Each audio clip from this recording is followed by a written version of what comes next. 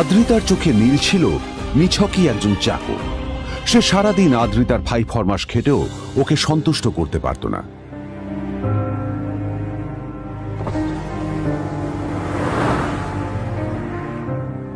এত কিছুর পরেও কেন একজন ধনী বাবা তার মেয়েকে গরিব ছেলের সাথে বিয়ে দিলেন?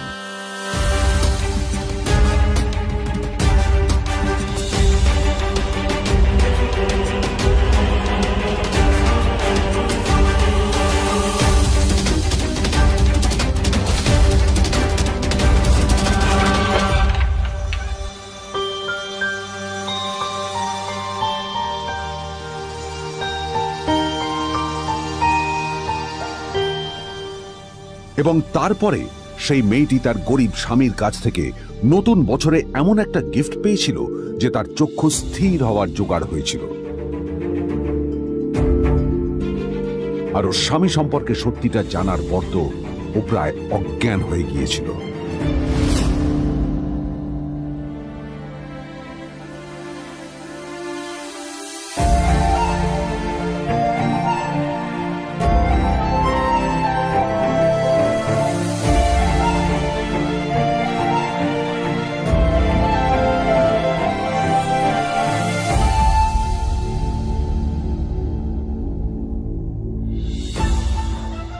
আমার বাবা সবচেয়ে বড় ভুল করেছে তোমার মতো একটা গরিব ছেলের সাথে আমার বিয়ে দিয়ে। আমার সব বন্ধুদের স্বামীরা ওদের কত দামি দামি গিফট দেয়, আর তুমি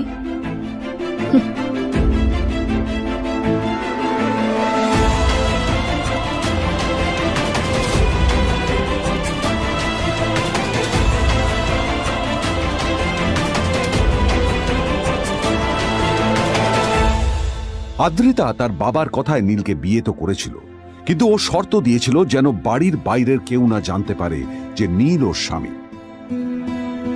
নীল ওই বাড়িতে ঘর জামাইয়ের মতো থাকলেও ও যেন ওখানে একজন চাকর ছিল। সবাই ওকে অপমান করত। ওই বাড়িতে না ও ঠিক মতো খাবার পেত, আর না ওর কোনো আলাদা ঘর ছিল। কখনো কার্পেটের উপর ঘুমোতো, তো কখনো আবার পোষা কুকুরের ঘরের পাশে নীলকে ঘুমোতে হতো। হাত খরচ মেটাতে ও এক জায়গায় ওয়েটারের কাজও করত। আদ্রিতা তার বন্ধুদের বলেছিল যে আদ্রিতা বিদেশে বিয়ে করেছে আর তার স্বামী লন্ডনের একজন খুব বড় বিজনেসম্যান। কিন্তু যখন আদ্রিতার বন্ধুরা ওকে ওদের স্বামীদের দেওয়া দামি দামি গিফটগুলো দেখাতো, তখন লজ্জায় ওর ভিতরটা পুড়ে ছাই হয়ে যেত।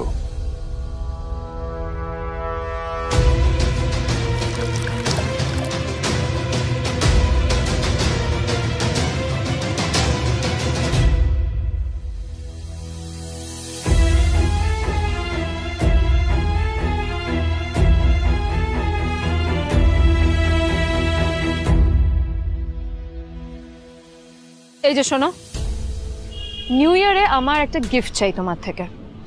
আর গিফটটা যেন দামি হয়, হ্যাঁ, মানে খুব দামি, কয়েক লাখ টাকা। ওকে? কয়েক লাখ টাকা? কিন্তু অদ্রিতা, এত টাকা আমি একসাথে কখনো দেখিনি।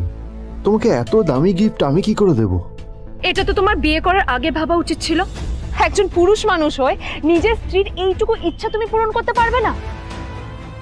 স্ত্রীর এই কথাগুলো নীলকে আহত করে। নিঃশব্দে ওখান থেকে চলে যায় নীল।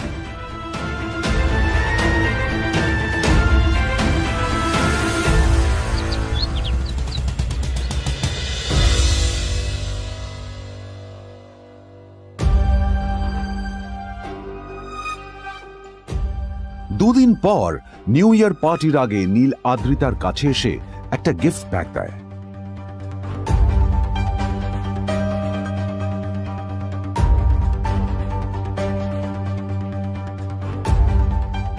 আদ্রিতা মুখ বেজার করে বাক্সটা খুলল, তবে তারপর বাক্সের ভেতরে গিফটটা দেখতেই ও চমকে গেল।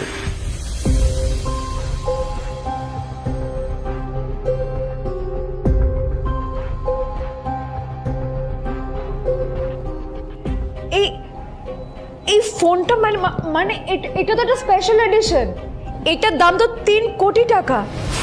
তুমি এটা পেলে কোথা থেকে? আসলে আসলে এটা অরিজিনাল নয়। আমি ওই ফোনটারই একটা কপি এনেছি।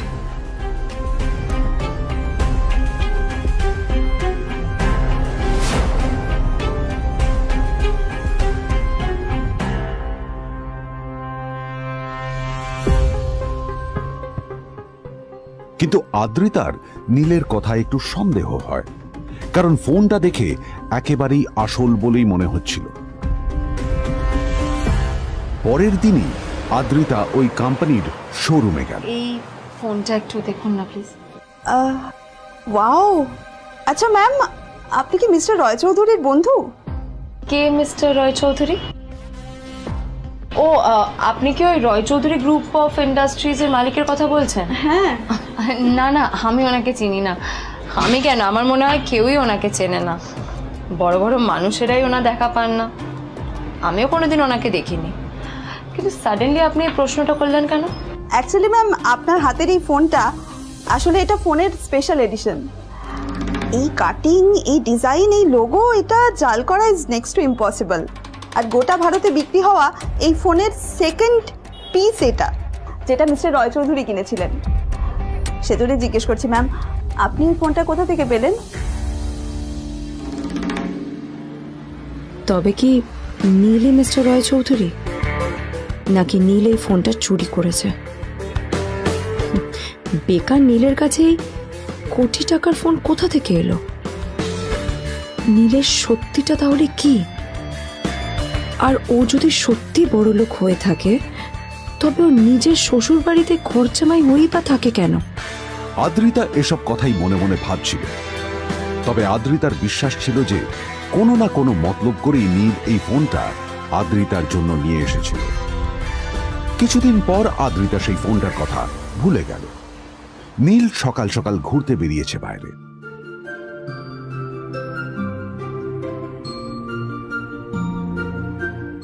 কটা বাজে রে? আমার খুব লেট হয়ে গেছে, বুঝলি? তোরা খেল, ঠিক আছে? তোরা খেল, আমি আসছি।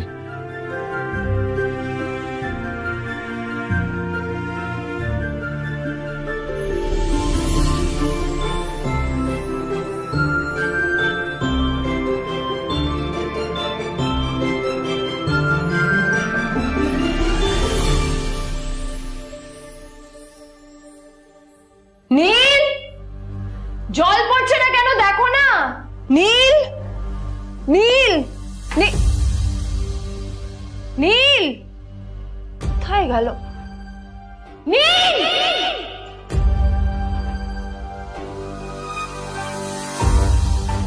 নীল, নীলকে ডাকছে কেন বলতো? ওইদিকে বাড়িতে আদ্রিতা আর চিত্রা আশ্চর্য হয়ে গেল যে নীল হঠাৎ কোথায় উধাও হয়ে গেল। মা তোমাকে কিছু বলে গেছে নীল? হ্যাঁ, কোথায় গেছে ও? না, আমি ওর কোনো খোঁজ খবর রাখি না।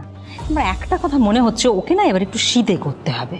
একটা কাজে যদি আসতো ছেলেটা, যখনই কোনো কাজের কথা বলি ভ্যানিশ হয়ে যায়। আমি ওকে বলেছিলাম আর&বি গোল্ডেন ডায়মন্ড থেকে আমার সেটটা নিয়ে আসতে, আনেনি। আনেনি। আজকেও ভালো করে অফিসে নিয়ে যাব, ভ্যানিশ হয়ে গেল। কোথায় গেল কে জানে। আমার ভাগ্যেই জুটেছে এরকম একটা ছেলে। দিদি, তুমি কেন বিয়েটা দিয়েছিল আমাকে? এটা আবার কি বলছিস? আমার কি দোষ? দেখ, ওই অসভ্য ছেলেটার সাথে বিয়ে দিতে চাইনি। যা করেছে তোর বাবা করেছে, এটা আমার কোনো দোষ। তখনই হঠাৎ নীল সেখানে এসে উপস্থিত হলো, কিন্তু ও দুজনকে উপেক্ষা করে ভিতরে চলে যাওয়াই শ্রেয় মনে করল। এই যে লাট সাহেব ফিরলেন রাজকার্য করে। এদিকে এসো, তোমার ফাঁকিবাজির আলোচনাই এখানে চলছে। মা প্লিজ থাক, মা থাক, ভাল লাগছে না। এমনিতেই অফিসের জন্য আমার লেট হয়ে যাচ্ছে, আর বিজন আমার ওয়েটও করছে। বিজনের নাম শুনেই নীলের মুখটা ফ্যাকাশে হয়ে গেল। আদ্রিতা নীলকে উপেক্ষা করেই বলল, আরে যে এই ছেলেটার মতো আর একটা ফাঁকিবাজ না তুমি পাবে না। তুমি কেন দাঁড়িয়ে আছো? এই যে শোনো শোনো শোনো শোনো, দাঁড়িয়ে আছো কেন? তোমাকে আমি বলেছিলাম আর&গোল্ড ডায়মন্ড থেকে আমার সেটটা তুলেছো, তোলোনি তো। এইটা চাই না আমার। তুমি আমার সাথে অফিসে যাবে, ফেরার পথে তুমি সেটটা নিয়ে আসবে। তোমার জন্য সবসময় লেট হয়ে অফিসে, তোমার জন্য বিরক্ত লাগে। আর ব্যাগটা নিয়ে ওর পেছন পেছন কোথায় যাচ্ছ? যা দিয়ে ওখানে রেখে এসো।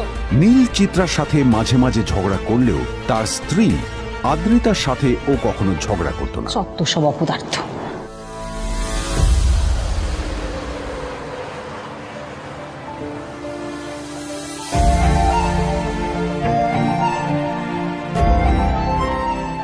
কিছুক্ষণের মধ্যেই তারা আদ্রিতার অফিসে পৌঁছে গেল। আদ্রিতা গাড়ি থেকে নামতে নামতে দেখলো যে তার কাছে অনেকগুলো ফাইল আছে। নীলের দিকে তাকিয়ে ওকেই ফাইলগুলো নিয়ে ভেতরে আসতে বলল। চলো, হা করে দাঁড়িয়ে আছো কেন? ফাইলগুলো নিয়ে ভেতরে এসো।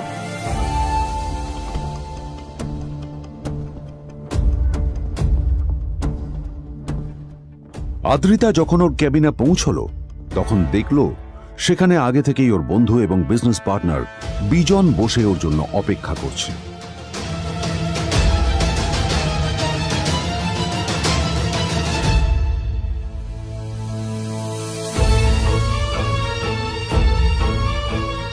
কোথায় ছিলে বলো?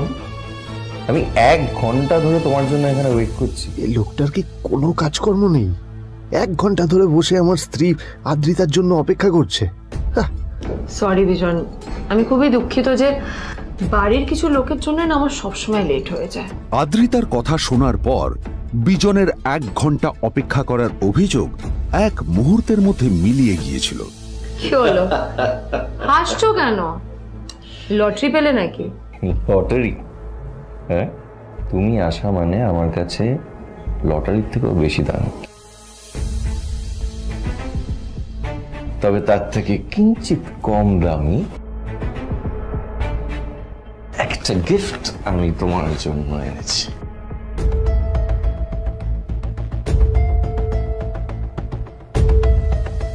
This is a rare diamond necklace for you. এটা আমার জন্য? সত্যি? এই শহরে এটা খুঁজে পাওয়া খুব বিরল। Just like you. Like it? Thank you. You're welcome. Thank you for the gift. আসি তাহলে এখন।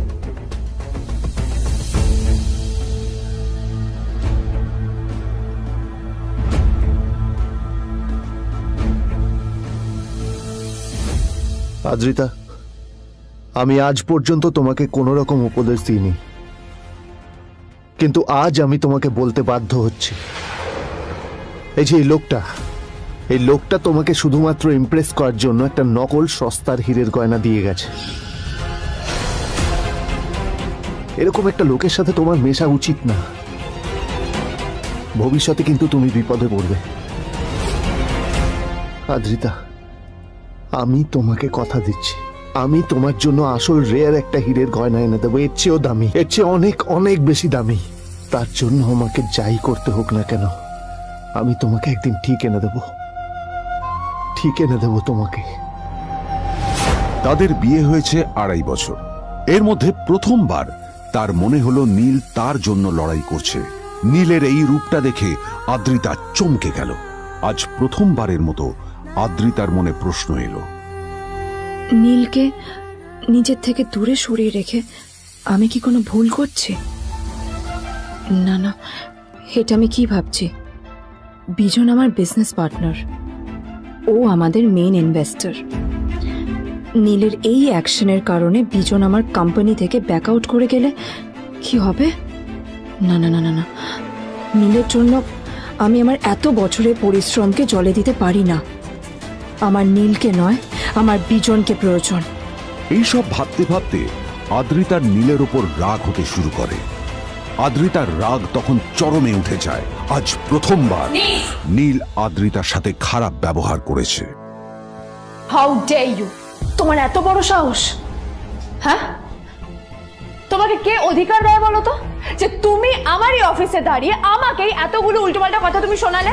তোমাকে এখানে আনাই আমার ভুল হয়েছে, সবচেয়ে বড় ভুল হয়েছে। এবার চুপচাপ এখান থেকে বেরিয়ে যাও, right now. Get out! Neel আদ্রিতার এই কথার কোনো উত্তর দিল না। নীল জানতো যে ও যতই কথা বাড়াবে আদ্রিতা ততই বেশি রেগে যাবে। আদ্রিতা যেন তেন ভাবে নিজের রাগ চেপে ব্যাপারটা ওখানেই শেষ করার চেষ্টা করলো, কিন্তু ও তো জানতো না যে ব্যাপারটা তখন সবে শুরু হয়েছে। কি হলো, শুনতে পাচ্ছিস না? কালা নাকি? আমারই সামনে দাঁড়িয়ে আমার কেনা গিফট নিয়ে তুই মজা করলি? কত বড় সাহস রে তোর! নিজেকে তো বিক্রি করে দিলে ওরকম একটা ডায়মন্ড নেকলেস তুই কিনতে পারবি না।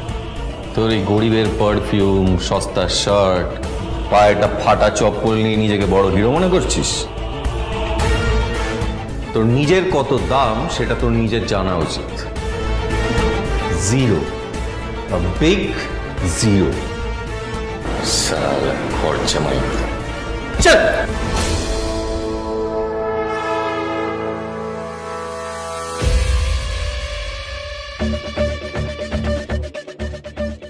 নীল তখনও ঝামেলা করার মেজাজ ছিল না, কিন্তু যখন কেউ অন্যের নীরবতা সুযোগ নিতে শুরু করে তখন কথা বলাটা প্রয়োজন।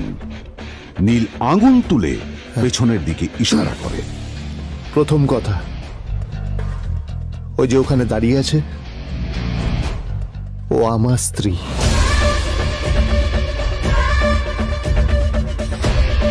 তাই আমার স্ত্রীকে তোমার নেকলেস দেওয়ার কোনো অধিকার নেই। ওকে যদি নেকলেস দিতে হয় তাহলে আমি দেব। তাই এসব ফ্রডগিরি বন্ধ করো। আর দ্বিতীয় কথা, যার পকেটে পয়সা নেই ঝনঝন আওয়াজ করা তার মানায় না।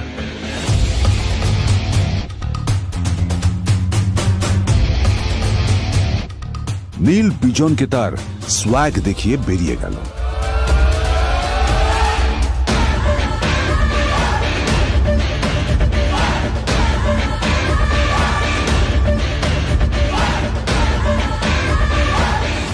আদ্রিতার রাগে গজগজ করছিল। ওর জ্বলন্ত চোখের সামনে শুধু নীলের মুখটা ভেসে উঠছিল। ও যতই নীলের কথা ভাবছিল ততই ওর রাগ বেড়ে যাচ্ছিল।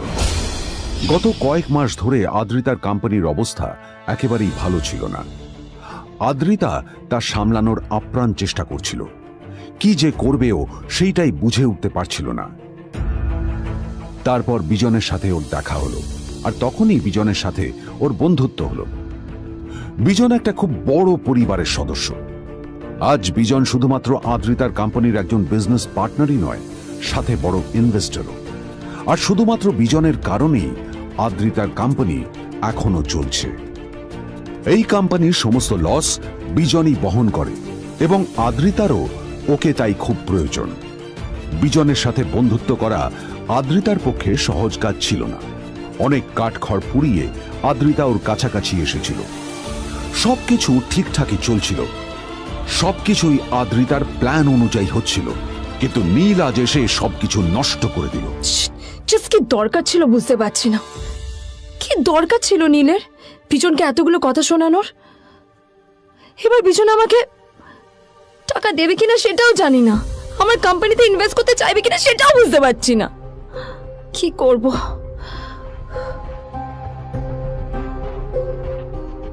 এখন আদ্রিতা ওকে কিভাবে বোঝাবে? ভুল করে যদি বিজন ওর টাকা ফেরত চায় তবে আদ্রিতার কোম্পানি সেন কর্পোরেশন খুব বড় সমস্যায় পড়ে যাবে। তারপর কি হবে? সেন পরিবারের দেখভাল কে করবে? এইসব ভাবতে ভাবতে আদ্রিতা নিজের ওপরেও রেগে গেল। আসলে দোষটা ওর নিজেরই। আদ্রিতা কেন নীলকে ওদের মাঝে আনতে গেল? নীলকে অফিসে নিয়ে আসারই বা কি দরকার ছিল? আর যদি সে নীলকে সাথে করে না আনতো তাহলে বিজন এখন ওর সাথেই বসে থাকতো।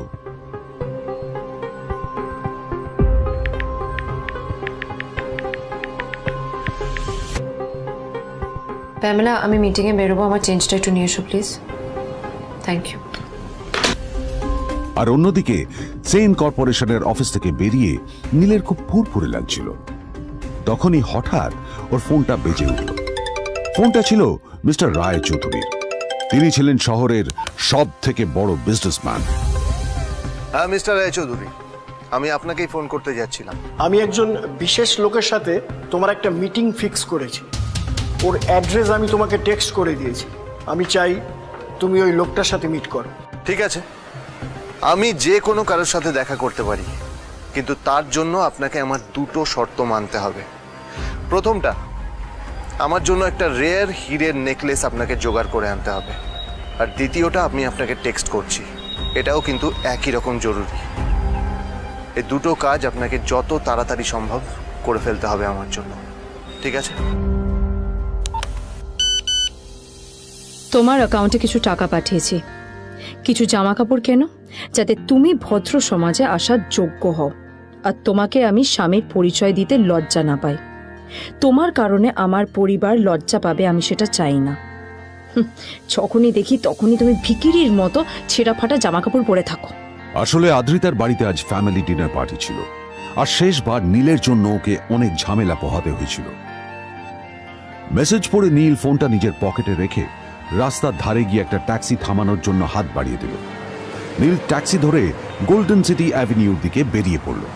গোল্ডেন সিটি অ্যাভিনিউ শুধু কলকাতারই নয়, এটা ছিল সারা পশ্চিমবঙ্গের সবচেয়ে বিলাসবহুল সোসাইটিগুলোর মধ্যে একটা। আসলে এই সেই জায়গা যেখানে মিস্টার রায়চৌধুরী আজ তার জন্য গোপন মিটিং ফিক্স করেছিলেন। কিন্তু নীল কার সাথে দেখা করতে যাচ্ছে এ সম্পর্কে ওর কোনো ধারণাই ছিল না। যখন নীল সেখানে পৌঁছলো, ফুলভিলার বাগানে বসে থাকা লোকটিকে দেখে রাগে নীলের রক্ত ফুটতে শুরু করলো। নীল ওখানে না দাঁড়িয়ে বেরিয়ে গেল। তখনই হঠাৎ একটা মেসেজ এলো। আসলে আজ আদ্রিতার ফ্যামিলি গ্যাদারিং এ যাওয়ার আগে নীলকে ওর হাই স্কুলের রিইউনিয়নেও যেতে হতো। গ্র্যাজুয়েশনের পর এত বছরে এই প্রথম নীল তার কোন কলেজ বা স্কুলের রিইউনিয়নে যাচ্ছে। এতগুলো বছরে নীল তার কোনো বন্ধুর সাথেই দেখা করেনি। নীলের তার পুরনো সহপাঠীদের কথা মনে পড়তে লাগলো, যাদের সাথে ও স্কুলে মজা করত। আজ আবার ওদের সকলের সাথে নীলের দেখা হবে।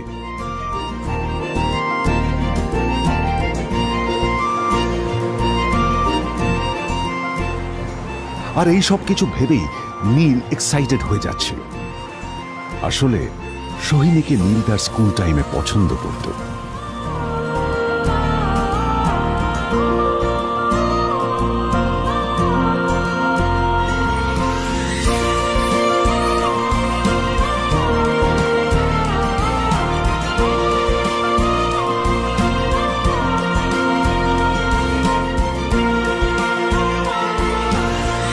অন্যদিকে সেম কর্পোরেশনে ইনভেস্টরদের সঙ্গে আদ্রিতার মিটিং একেবারেই ভালো যায়নি। তাকে দেখে বেশ গম্ভীর মনে হচ্ছিল।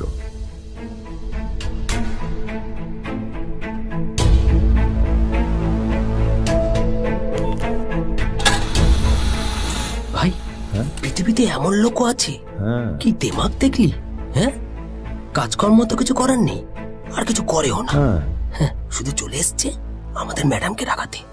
এই 1 বছরে না কিচ্ছু বদলায়নি। আরে আমি তো ভেবেছিলাম যে এর সাথে ম্যাডামের আর কোনো সম্পর্কই নেই, কিন্তু না, এখন যা দেখছি উল্টে ম্যাডামের মাথায় উঠে নাচছে। আমার মাঝে মাঝে মনে হয় এদের দুজনের বিয়ে কিভাবে হলো। আর বিয়ে তো অনেক পরের কথা, 2 বছর হয়ে গেল এদের এখনো ডিভোর্স হলো না। হ্যাঁ, আমার তো ভাবলে কিরকম অবাক যা লাগছে। বলেছিস।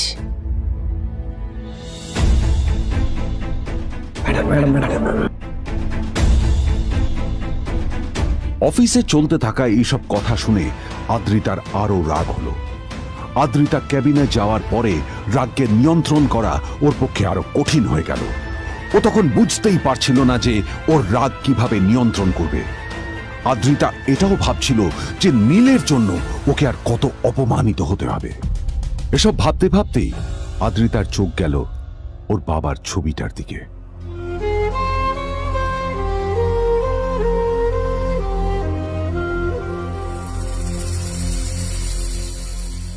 আমি তো তোমার সবচেয়ে প্রিয় মেয়ে ছিলাম বাবা, তাই তাই আমি সবসময় ভেবেছি যে তুমি আমার জন্য যাকে সিলেক্ট করবে সে সব থেকে শ্রেষ্ঠ হবে। তাই আমি নিজে থেকে কখনো কোনো রিলেশনশিপে যাইনি, আর তোমার কাছে বিয়ের কোনো শর্তও রাখিনি। কিন্তু কিন্তু তুমি না আমার সাথে কি করলে? এই গাধাটার সাথে আমাকে বিয়ে দিলে। আমার আমার জীবনটা নষ্ট হয়ে গেল, শেষ হয়ে গেল।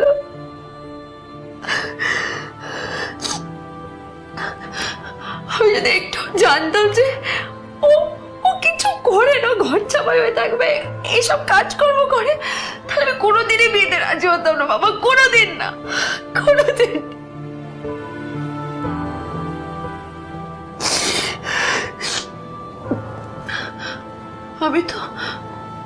আমি তো সবসময় ভাবতাম যে বাবা মারা তাদের সন্তানের ভালো চায়, কল্যাণ চায়, তাদের জন্য চিন্তা করে, কিন্তু কিন্তু বাবা, তুমি আমার জন্য একটু চিন্তা করোনি। তুমি শুধু তোমার শেষ কর্তব্যটুকু করতে চেয়েছিলে, শেষ ইচ্ছাটুকু রাখতে চেয়েছিলে, ব্যাস পালন করা হয়ে গেছে। আর আমাদের তুমি ছেড়ে চলে গেলে, তুমি আগে ছেড়ে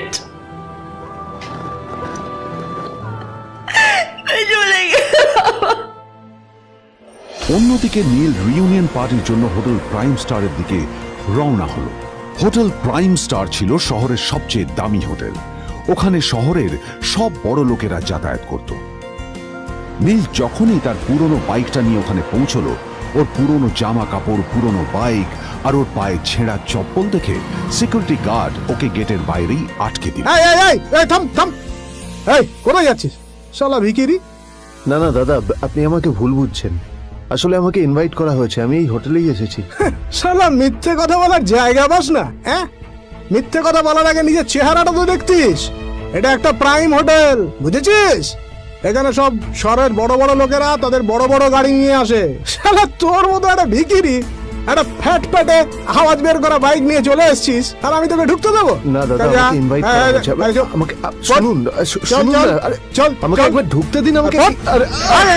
নীল পড়ে যেতেই একটা দামি গাড়ি ওখানে এসে দাঁড়ালো। এই গাড়িটি আর অন্য কারো নয়, হোটেল প্রাইমের মালিক মিস্টার খান্নার ছিল। কি হচ্ছে কি এটা?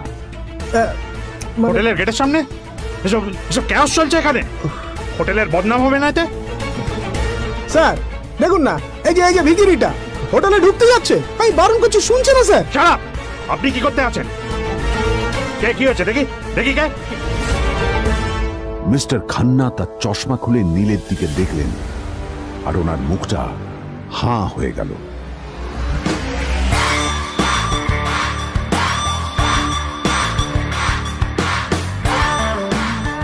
নীল স্যার, আপনি?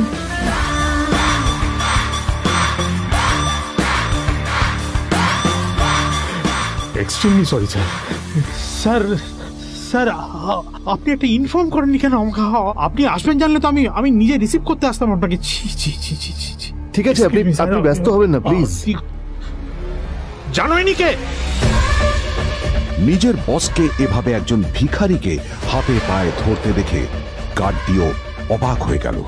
আরে sir, sorry sir, extremely sorry, আপনি আমার সঙ্গে আসুন। সরি স্যার, সরি, ভুল হয়ে গেছে স্যার। সালাম স্যার।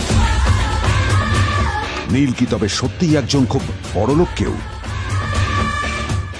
জানতে পকেট এফএম এর এই সম্পূর্ণ গল্পটি শুনুন, বস দুনিয়া যার বসে, যেটা ভারতীয়রা সবচেয়ে বেশি শুনছে। বিনামূল্যে গল্প শুনতে নিচের ইনস্টল বাটনে ক্লিক করুন এবং পকেট এফএম ডাউনলোড করুন।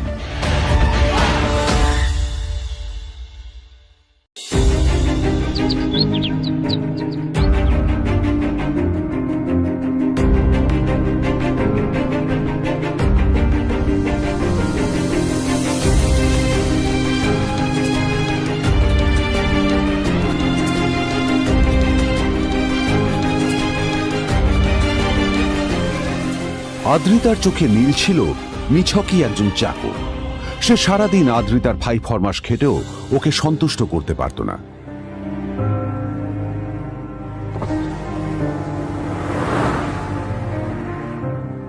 এত কিছুর পরেও কেন একজন ধনী বাবা তার মেয়েকে গরিব ছেলের সাথে বিয়ে দিলেন?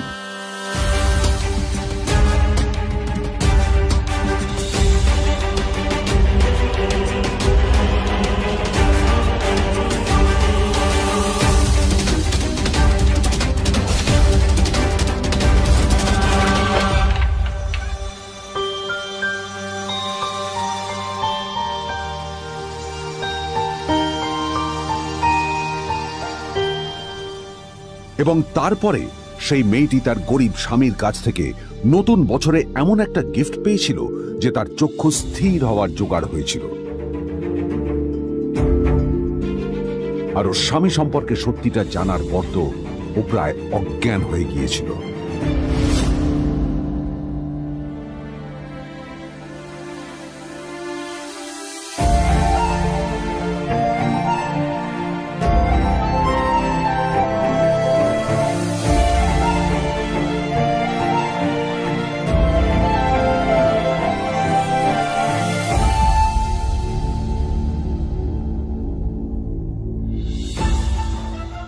আমার বাবা সবচেয়ে বড় ভুল করেছে তোমার মতো একটা গরিব ছেলের সাথে আমার বিয়ে দিয়ে। আমার সব বন্ধুদের স্বামীরা ওদের কত দামি দামি গিফট দেয়, আর তুমি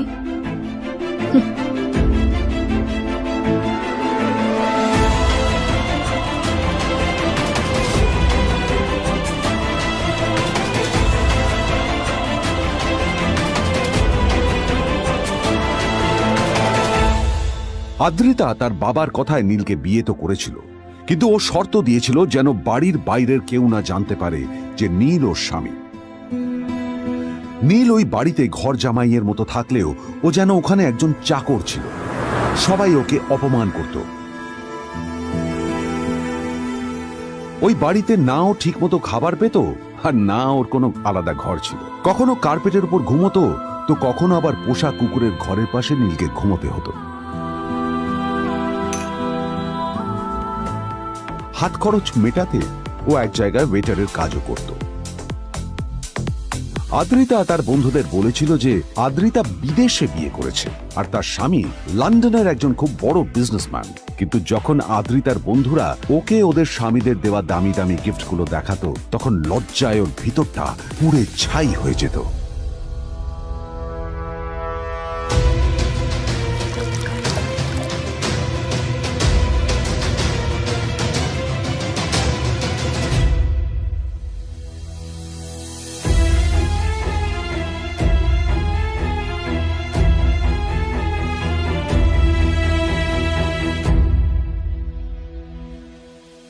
এই যে শোনো, নিউ ইয়ারে আমার একটা গিফট চাই তোমার থেকে। আর গিফট যেন দামি হয়, হ্যাঁ, মানে খুব দামি, কয়েক লাখ টাকা। ওকে? কয়েক লাখ টাকা? কিন্তু অদ্রিতা, এত টাকা আমি একসাথে কখনো দেখিনি। তোমাকে এত দামি গিফট আমি কি করে দেব? এটা তো তোমার বিয়ে করার আগে ভাবা উচিত ছিল। একজন পুরুষ মানুষ হয়ে নিজের স্ত্রীর এইটুকু ইচ্ছা তুমি পূরণ করতে পারবে না? স্ত্রীর এই কথাগুলো নীলকে আহত করে। নিঃশব্দে ওখান থেকে চলে যায় নীল।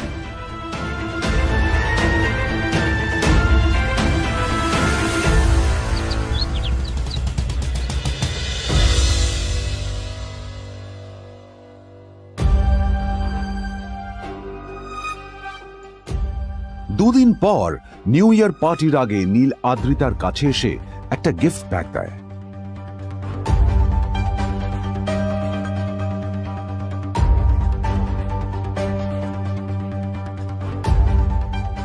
আদ্রিতা মুখ বেজার করে বাক্সটা খুলল, তবে তারপর বাক্সের ভেতরে গিফটটা দেখতেই ও চমকে গেল।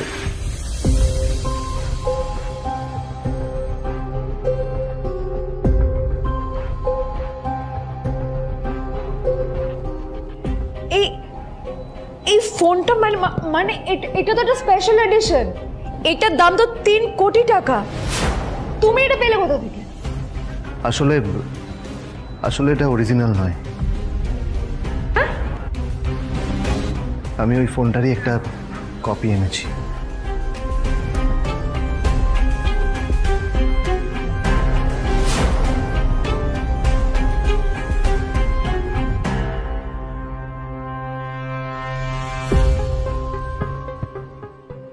কিন্তু আদ্রিতার নীলের কথায় একটু সন্দেহ হয়, কারণ ফোনটা দেখে একেবারেই আসল বলেই মনে হচ্ছিল। পরের দিনই আদ্রিতা ওই কোম্পানির শোরুমে গেল। এই ফোনটা একটু দেখুন না প্লিজ। ওয়াও, আচ্ছা ম্যাম, আপনি কি মিস্টার রয় চৌধুরীর বন্ধু? কে মিস্টার রয় চৌধুরী? ও, আপনি কি ওই রয় চৌধুরী গ্রুপ অফ ইন্ডাস্ট্রিজের মালিকের কথা বলছেন? হ্যাঁ। না না, আমি ওনাকে চিনি না। আমি কেন, আমার মনে হয় কেউই ওনাকে চেনে না। বড় বড় মানুষেরাই ওনা দেখা পান না। আমিও কোনোদিন ওনাকে দেখিনি। কিন্তু সাডেনলি আপনি এই প্রশ্নটা করলেন কেন? অ্যাকচুয়ালি ম্যাম, আপনার হাতের এই ফোনটা আসলে এটা ফোনের স্পেশাল এডিশন। এই কাটিং, এই ডিজাইন, এই লোগো, এটা জাল করা ইজ নেক্সট টু ইম্পসিবল। আর গোটা ভারতে বিক্রি হওয়া এই ফোনের সেকেন্ড পিস এটা, যেটা মিস্টার রয় চৌধুরী কিনেছিলেন। সেজন্যই জিজ্ঞেস করছি ম্যাম, আপনি এই ফোনটা কোথা থেকে পেলেন?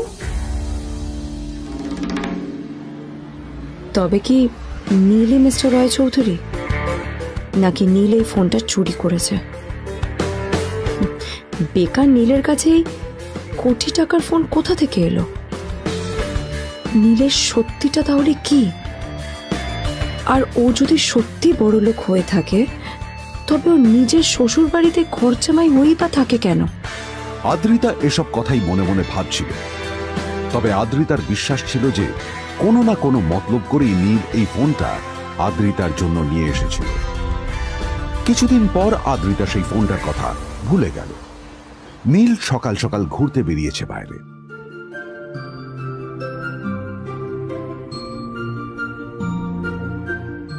কটা বাজে রে? আমার খুব লেট হয়ে গেছে বুঝলি। তোরা খেল, ঠিক আছে? তোরা খেল, আমি আসছি।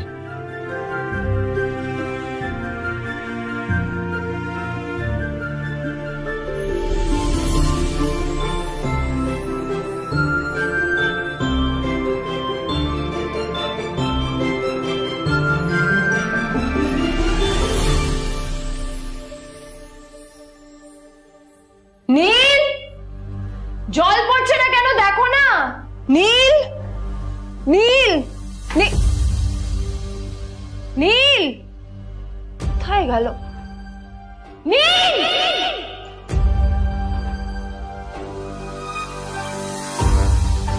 নীল, নীলকে ডাকছে কেন বলতো? ওইদিকে বাড়িতে আদ্রিতা আর চিত্রা আশ্চর্য হয়ে গেল যে নীল হঠাৎ কোথায় উধাও হয়ে গেল।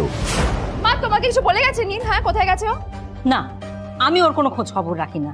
আমার একটা কথা মনে হচ্ছে, ওকে না এবার একটু শীতে করতে হবে। একটা কাজে যদি আসতো ছেলেটা, যখনই কোনো কাজের কথা বলি ভ্যানিশ হয়ে যায়। আমি ওকে বলেছিলাম R&B গোল্ডেন ডায়মন্ড থেকে আমার সেটটা নিয়ে আসতে, আনেনি।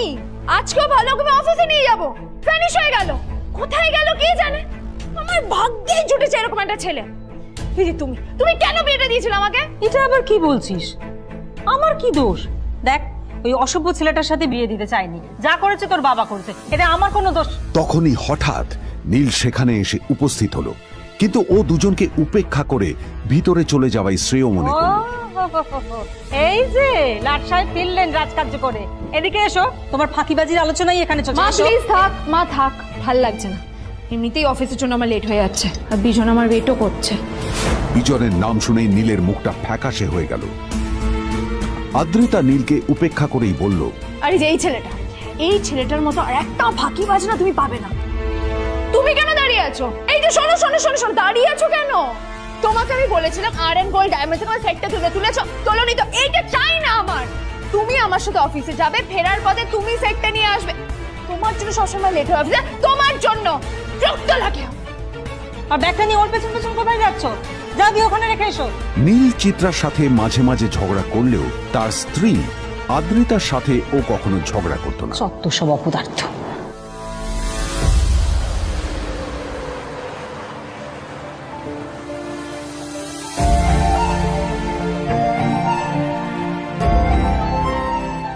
কিছুক্ষণের মধ্যেই তারা আদ্রিতার অফিসে পৌঁছে গেল। আদ্রিতা গাড়ি থেকে নামতে নামতে দেখলো যে তার কাছে অনেকগুলো ফাইল আছে। নীলের দিকে তাকিয়ে ওকেই ফাইলগুলো নিয়ে ভেতরে আসতে বলল। চলো, হা করে দাঁড়িয়ে আছো কেন? ফাইলগুলো নিয়ে ভেতরে এসো।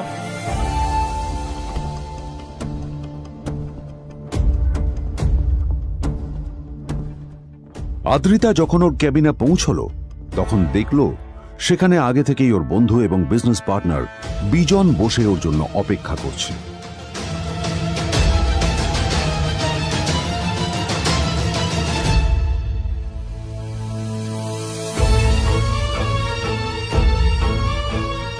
কোথায় ছিলে বলো? আমি 1 ঘন্টা ধরে তোমার জন্য এখানে ওয়েট করছি। এই লোকটার কি কোনো কাজকর্ম নেই? 1 ঘন্টা ধরে বসে আমার স্ত্রী আদ্রিতার জন্য অপেক্ষা করছে। সরি বিজন, আমি খুবই দুঃখিত যে বাড়ির কিছু লোকের জন্য না আমার সবসময় লেট হয়ে যায়। আদ্রিতার কথা শোনার পর বিজনের 1 ঘন্টা অপেক্ষা করার অভিযোগ 1 মুহূর্তের মধ্যে মিলিয়ে গিয়েছিল। কি হলো? হাসছো কেন? লটারি পেলে নাকি? লটারি? হ্যাঁ, তুমি আসা মানে আমার কাছে লটারির থেকেও বেশি দাম। তবে তার থেকে কিঞ্চিত কম দামি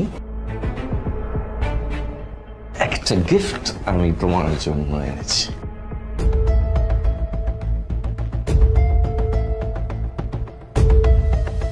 This is a rare diamond necklace for you. এটা আমার জন্য সত্যি? এই শহরে এটা খুঁজে পাওয়া খুব বিরল। Just like you. Like it? Thank you. You're welcome. Thank you for the gift. আসি তাহলে এখন।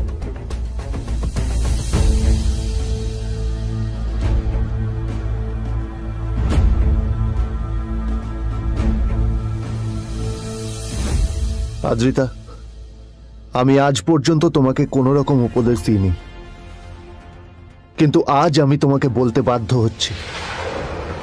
এই যে এই লোকটা তোমাকে শুধুমাত্র ইমপ্রেস করার জন্য একটা নকল সস্তার হীরের গয়না দিয়ে গেছে। এরকম একটা লোকের সাথে তোমার মেশা উচিত না। ভবিষ্যতে কিন্তু তুমি বিপদে পড়বে। আদ্রিতা, আমি তোমাকে কথা দিচ্ছি, আমি তোমার জন্য আসল রেয়ার একটা হীরের গয়না এনে দেবো, এর চেয়েও দামি, এর চেয়ে অনেক অনেক বেশি দামি। তার জন্য আমাকে যাই করতে হোক না কেন, আমি তোমাকে একদিন ঠিক এনে দেবো তোমাকে। তাদের বিয়ে হয়েছে 2.5 বছর। এর মধ্যে প্রথমবার তার মনে হলো নীল তার জন্য লড়াই করছে। নীলের এই রূপটা দেখে আদ্রিতা চমকে গেল। আজ প্রথমবারের মতো আদ্রিতার মনে প্রশ্ন এলো, নীলকে নিজের থেকে দূরে সরিয়ে রেখে আমি কি কোনো ভুল করছি? না না, এটা আমি কি ভাবছি? বিজন আমার বিজনেস পার্টনার, ও আমাদের মেইন ইনভেস্টর। নীলের এই অ্যাকশনের কারণে বিজন আমার কোম্পানি থেকে ব্যাক আউট করে গেলে কি হবে? না না না না না, নীলের জন্য আমি আমার এত বছরের পরিশ্রমকে জলে দিতে পারি না। আমার নীলকে নয়, আমার বিজনকে প্রয়োজন। এইসব ভাবতে ভাবতে আদ্রিতার নীলের ওপর রাগ হতে শুরু করে। আদ্রিতার রাগ তখন চরমে উঠে যায়। আজ প্রথমবার নীল আদ্রিতার সাথে খারাপ ব্যবহার করেছে। How dare you! তোমার এত বড় সাহস! হ্যাঁ, তোমাকে কে অধিকার দেয় বলো তো যে তুমি আমারই অফিসে দাঁড়িয়ে আমাকেই এতগুলো উল্টোপাল্টা কথা তুমি শোনালে? তোমাকে এখানে আনাই আমার ভুল হয়েছে, সবচেয়ে বড় ভুল হয়েছে। এবার চুপচাপ এখান থেকে বেরিয়ে যাও, right now. Get out! Neel আদ্রিতার এই কথার কোনো উত্তর দিল না। নীল জানতো যে ও যতই কথা বাড়াবে আদ্রিতা ততই বেশি রেগে যাবে। আদ্রিতা যেন তেন ভাবে নিজের রাগ চেপে ব্যাপারটা ওখানেই শেষ করার চেষ্টা করলো, কিন্তু ও তো জানতো না যে ব্যাপারটা তখন সবে শুরু হয়েছে। কি হলো, শুনতে পাচ্ছিস না? কালা নাকি? আমারই সামনে দাঁড়িয়ে আমার কেনা গিফট নিয়ে তুই মজা করলি? কত বড় সাহস রে তোর! নিজেকে তো বিক্রি করে দিলে ওরকম একটা ডায়মন্ড নেকলেস তুই কিনতে পারবি না। তোর এই গরিবের পারফিউম, সস্তা শার্ট, পায়েটা ফাটা চপ্পল নিয়ে নিজেকে বড় হিরো মনে করছিস? তোর নিজের কত দাম সেটা তোর নিজের জানা উচিত। Zero, big zero.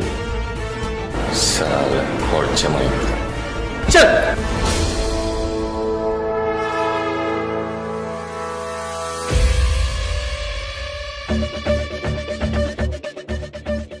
নীল তখনও ঝামেলা করার মেজাজ ছিল না, কিন্তু যখন কেউ অন্যের নীরবতা সুযোগ নিতে শুরু করে তখন কথা বলাটা প্রয়োজন।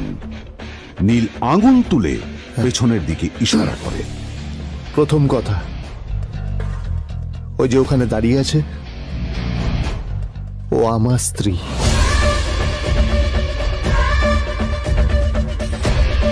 তাই আমার স্ত্রীকে তোমার নেকলেস দেওয়ার কোনো অধিকার নেই। ওকে যদি নেকলেস দিতে হয় তাহলে আমি দেব। তাই এসব ফ্রডগিরি বন্ধ করো। আর দ্বিতীয় কথা, যার পকেটে পয়সা নেই ঝনঝন আওয়াজ করা তার মানায় না।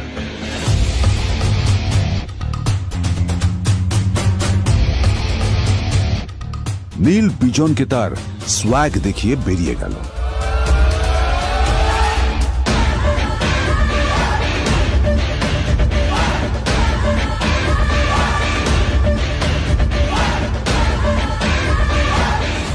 আদ্রিতার রাগে গজগজ করছিল। ওর জ্বলন্ত চোখের সামনে শুধু নীলের মুখটা ভেসে উঠছিল। ও যতই নীলের কথা ভাবছিল ততই ওর রাগ বেড়ে যাচ্ছিল। গত কয়েক মাস ধরে আদ্রিতার কোম্পানির অবস্থা একেবারেই ভালো ছিল না। আদ্রিতা তা সামলানোর আপ্রাণ চেষ্টা করছিল। কি যে করবেও সেইটাই বুঝে উঠতে পারছিল না। তারপর বিজনের সাথে ওর দেখা হলো, আর তখনই বিজনের সাথে ওর বন্ধুত্ব হলো। বিজন একটা খুব বড় পরিবারের সদস্য।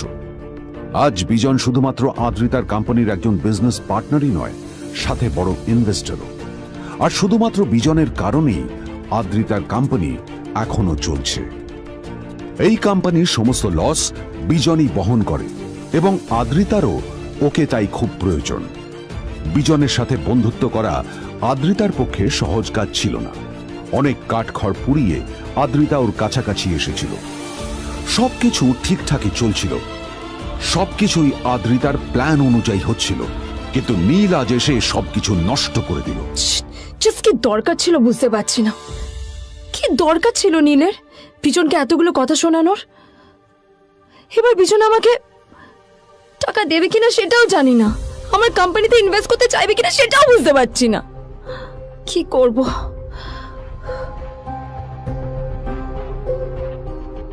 এখন আদ্রিতা ওকে কিভাবে বোঝাবে? ভুল করে যদি বিজন ওর টাকা ফেরত চায় তবে আদ্রিতার কোম্পানি সেন কর্পোরেশন খুব বড় সমস্যায় পড়ে যাবে। তারপর কি হবে? সেন পরিবারের দেখভাল কে করবে? এইসব ভাবতে ভাবতে আদ্রিতা নিজের উপরেও রেগে গেল। আসলে দোষটা ওর নিজেরই। আদ্রিতা কেন নীলকে ওদের মাঝে আনতে গেল? নীলকে অফিসে নিয়ে আসারই বা কি দরকার ছিল? আর যদি সে নীলকে সাথে করে না আনতো তাহলে বিজন এখন ওর সাথেই বসে থাকতো।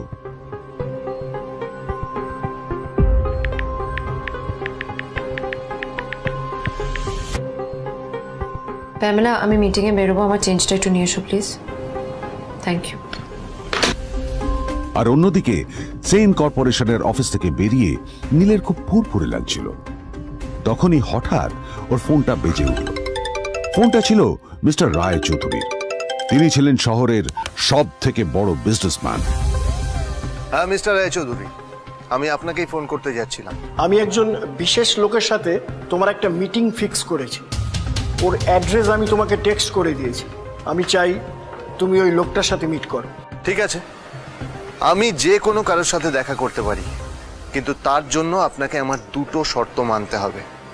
প্রথমটা, আমার জন্য একটা রেয়ার হীরের নেকলেস আপনাকে জোগাড় করে আনতে হবে। আর দ্বিতীয়টা, আমি আপনাকে টেক্সট করছি, এটাও কিন্তু একই রকম জরুরি। এই দুটো কাজ আপনাকে যত তাড়াতাড়ি সম্ভব করে ফেলতে হবে আমার জন্য, ঠিক আছে? তোমার অ্যাকাউন্টে কিছু টাকা পাঠিয়েছি। কিছু জামা কাপড় কেন, যাতে তুমি ভদ্র সমাজে আসার যোগ্য হও, আর তোমাকে আমি স্বামীর পরিচয় দিতে লজ্জা না পাই। তোমার কারণে আমার পরিবার লজ্জা পাবে, আমি সেটা চাই না। যখনই দেখি তখনই তুমি ভিখিরির মতো ছেঁড়া ফাটা জামা কাপড় পরে থাকো। আসলে আদ্রিতার বাড়িতে আজ ফ্যামিলি ডিনার পার্টি ছিল, আর শেষবার নীলের জন্য ওকে অনেক ঝামেলা পোহাতে হয়েছিল। মেসেজ পড়ে নীল ফোনটা নিজের পকেটে রেখে রাস্তার ধারে গিয়ে একটা ট্যাক্সি থামানোর জন্য হাত বাড়িয়ে দিল। নীল ট্যাক্সি ধরে গোল্ডেন সিটি অ্যাভিনিউর দিকে বেরিয়ে পড়ল। গোল্ডেন সিটি অ্যাভিনিউ শুধু কলকাতারই নয়, এটা ছিল সারা পশ্চিমবঙ্গের সবচেয়ে বিলাসবহুল সোসাইটিগুলোর মধ্যে একটা। আসলে এই সেই জায়গা যেখানে মিস্টার রায় চৌধুরী আজ তার জন্য গোপন মিটিং ফিক্স করেছিলেন। কিন্তু নীল কার সাথে দেখা করতে যাচ্ছে এ সম্পর্কে ওর কোনো ধারণাই ছিল না। যখন নীল সেখানে পৌঁছলো, পুলভিলার বাগানে বসে থাকা লোকটিকে দেখে রাগে নীলের রক্ত ফুটতে শুরু করলো। নীল ওখানে না দাঁড়িয়ে বেরিয়ে গেল। তখনই হঠাৎ একটা মেসেজ এলো। আসলে আজ আদ্রিতার ফ্যামিলি গ্যাদারিং এ যাওয়ার আগে নীলকে ওর হাই স্কুলের রিইউনিয়নেও যেতে হতো। গ্র্যাজুয়েশনের পর এত বছরে এই প্রথম নীল তার কোনো কলেজ বা স্কুলের রিইউনিয়নে যাচ্ছে। এতগুলো বছরে নীল তার কোনো বন্ধুর সাথেই দেখা করেনি। নীলের তার পুরনো সহপাঠীদের কথা মনে পড়তে লাগলো, যাদের সাথে ও স্কুলে মজা করত। আজ আবার ওদের সকলের সাথে নীলের দেখা হবে।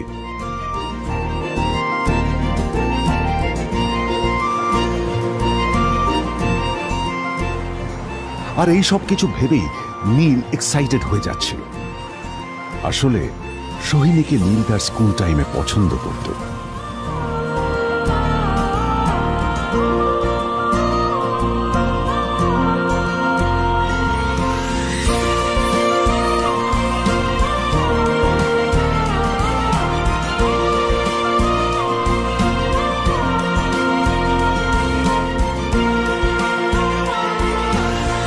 অন্যদিকে সেম কর্পোরেশনে ইনভেস্টরদের সঙ্গে আদ্রিতার মিটিং একেবারেই ভালো যায়নি।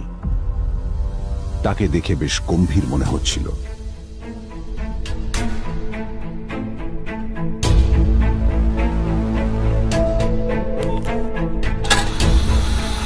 ভাই পৃথিবীতে এমন লোকও আছে, কি দেমাগ দেখলি? হ্যাঁ, কাজকর্ম তো কিছু করার নেই, আর কিছু করেও না। হ্যাঁ, শুধু চলে এসছে আমাদের ম্যাডামকে রাখাতে।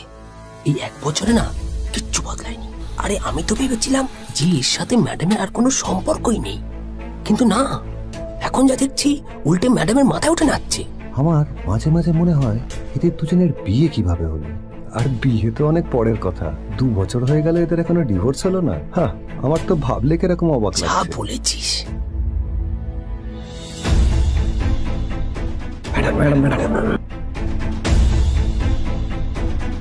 অফিসে চলতে থাকা এইসব কথা শুনে আদ্রিতার আরো রাগ হলো। আদ্রিতা ক্যাবিনে যাওয়ার পরে রাগকে নিয়ন্ত্রণ করা ওর পক্ষে আরো কঠিন হয়ে গেল। ও তখন বুঝতেই পারছিল না যে ওর রাগ কিভাবে নিয়ন্ত্রণ করবে। আদ্রিতা এটাও ভাবছিল যে নীলের জন্য ওকে আর কত অপমানিত হতে হবে। এসব ভাবতে ভাবতেই আদ্রিতার চোখ গেল ওর বাবার ছবিটার দিকে।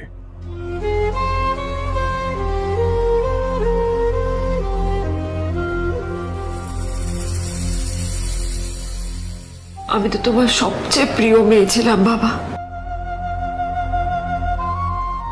তাই তাই আমি সবসময় ভেবেছি যে তুমি আমার জন্য যাকে সিলেক্ট করবে সে সব থেকে শ্রেষ্ঠ হবে।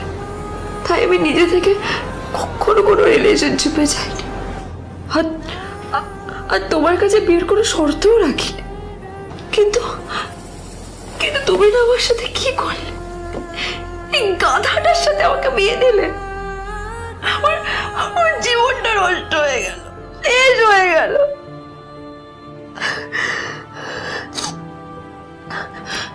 আমি যদি একটু জানতাম যে ও ও কিছু করে না, ঘর চাপাই হয়ে থাকবে, এইসব কাজকর্ম করে, তাহলে আমি কোনোদিনই বিয়েতে রাজি হতাম না বাবা, কোনোদিন না, কোনোদিন।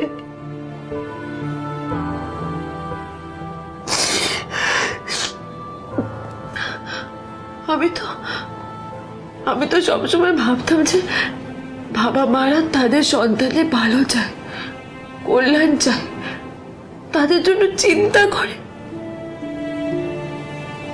কিন্তু কিন্তু বাবা, তুমি আমার জন্য একটু চিন্তা করোনি।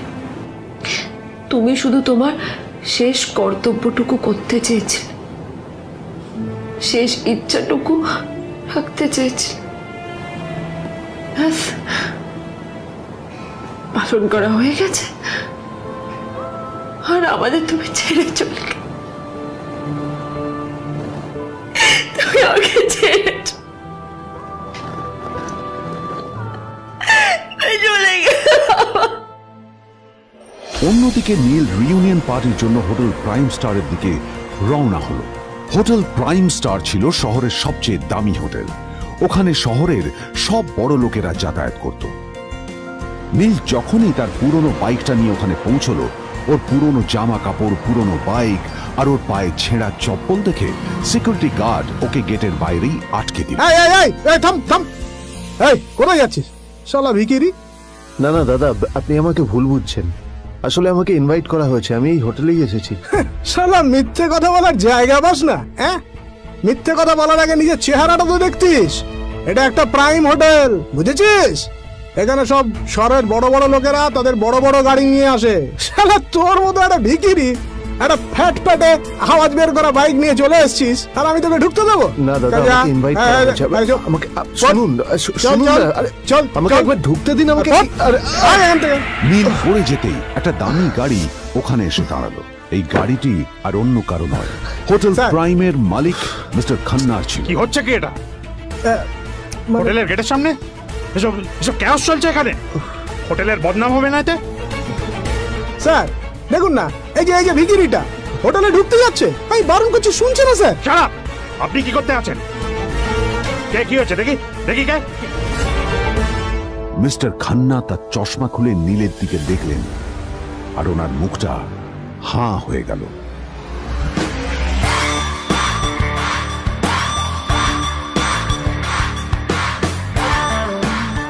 নীল স্যার, আপনি?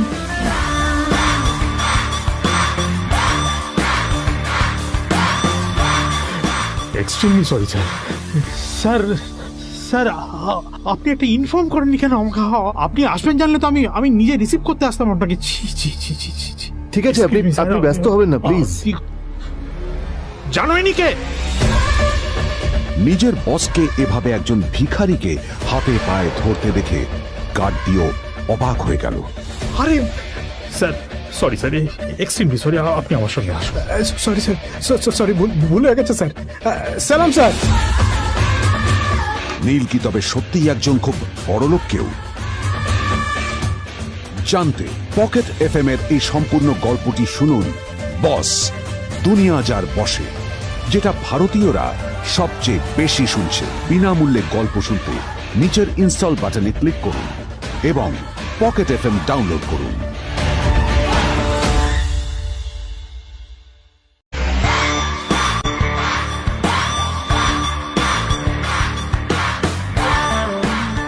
নীল স্যার, আপনি?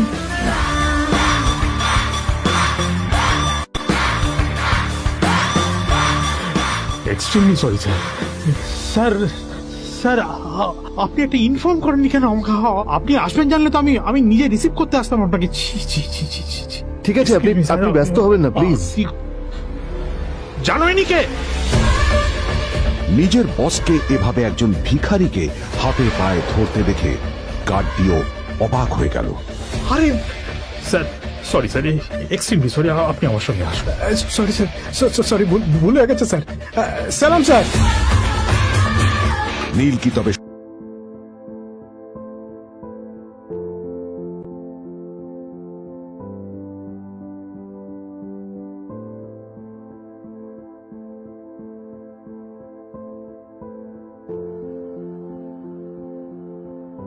আদ্রিতার চোখে নীল ছিল নিছকই একজন চাকর।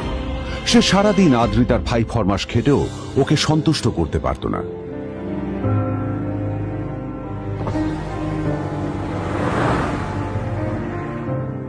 এত কিছুর পরেও কেন একজন ধনী বাবা তার মেয়েকে গরিব ছেলের সাথে বিয়ে দেন?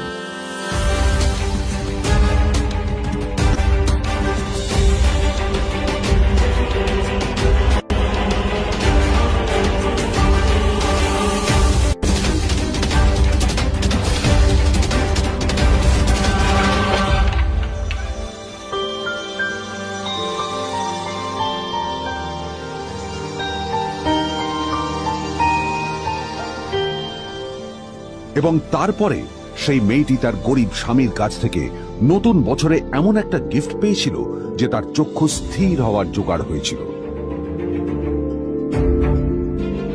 আর ওর স্বামী সম্পর্কে সত্যিটা জানার পর তো ও প্রায় অজ্ঞান হয়ে গিয়েছিল।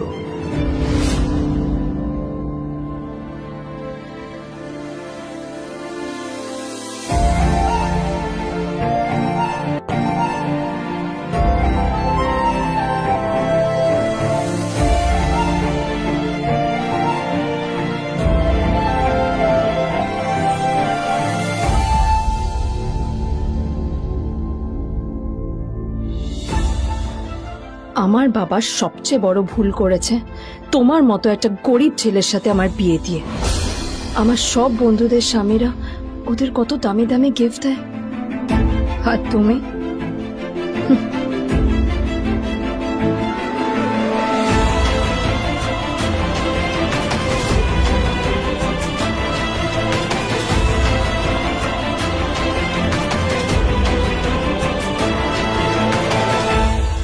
আদ্রিতা তার বাবার কথায় নীলকে বিয়ে তো করেছিল, কিন্তু ও শর্ত দিয়েছিল যেন বাড়ির বাইরের কেউ না জানতে পারে যে নীল ওর স্বামী। নীল ওই বাড়িতে ঘর জামাইয়ের মতো থাকলেও ও যেন ওখানে একজন চাকর ছিল। সবাই ওকে অপমান করত।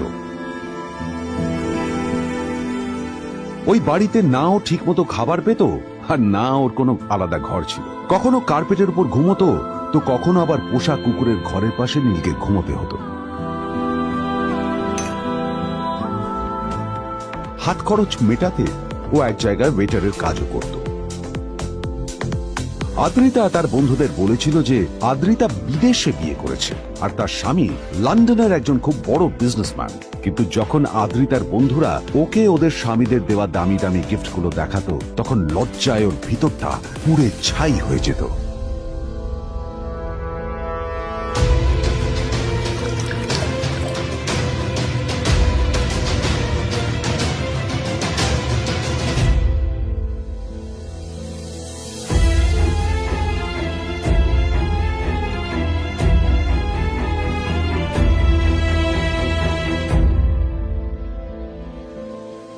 এই যে শোনো, নিউ ইয়ারে আমার একটা গিফট চাই তোমার থেকে। আর গিফট যেন দামি হয়, হ্যাঁ, মানে খুব দামি, কয়েক লাখ টাকা। ওকে? কয়েক লাখ টাকা? কিন্তু অদ্রিতা, এত টাকা আমি একসাথে কখনো দেখিনি। তোমাকে এত দামি গিফট আমি কি করে দেব? এটা তো তোমার বিয়ে করার আগে ভাবা উচিত ছিল। একজন পুরুষ মানুষ হয়ে নিজের স্ত্রীর এইটুকু ইচ্ছা তুমি পূরণ করতে পারবে না? স্ত্রীর এই কথাগুলো নীলকে আহত করে। নিঃশব্দে ওখান থেকে চলে যায় নীল।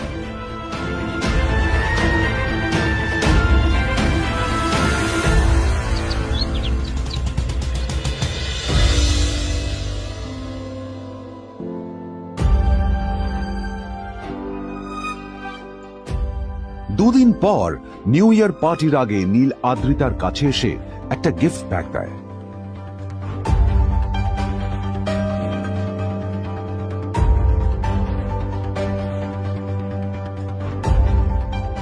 আদ্রিতা মুখ বেজার করে বাক্সটা খুলল, তবে তারপর বাক্সের ভেতরে গিফটটা দেখতেই ও চমকে গেল।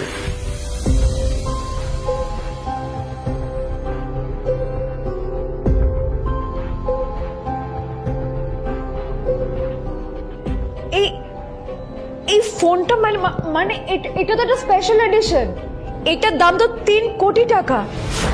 তুমি এটা পেলে কোথা থেকে? আসলে এটা অরিজিনাল নয়। আমি ওই ফোনটারই একটা কপি এনেছি।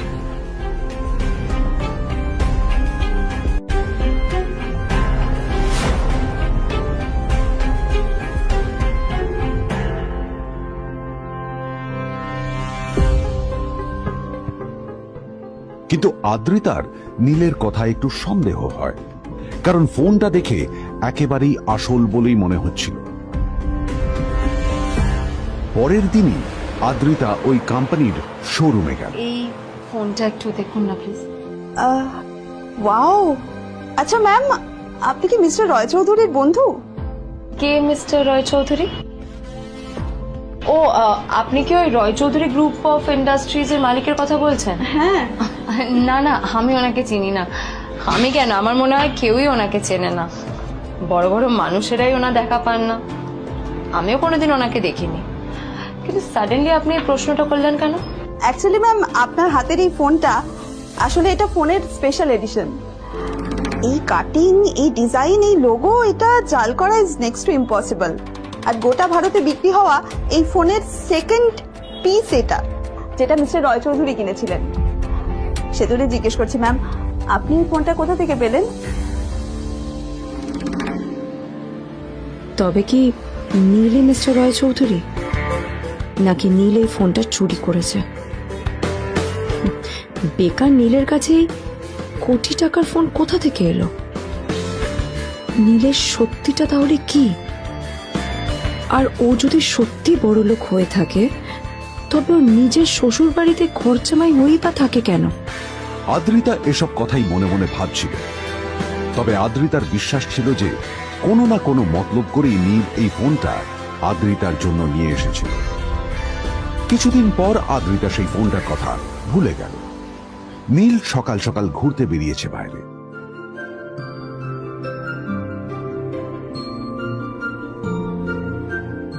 কটা বাজে রে? আমার খুব লেট হয়ে গেছে বুঝলি। তোরা খেল, ঠিক আছে? তোরা খেল, আমি আসছি।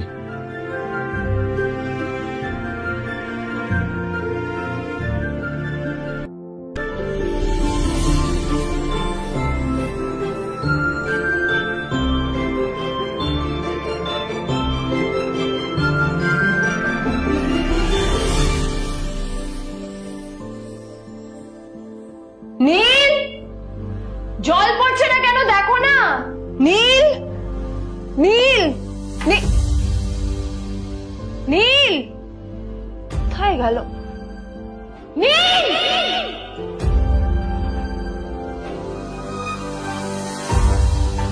নীল, নীলকে ডাকছে কেন বলতো? ওইদিকে বাড়িতে আদ্রিতা আর চিত্রা আশ্চর্য হয়ে গেল যে নীল হঠাৎ কোথায় উধাও হয়ে গেল।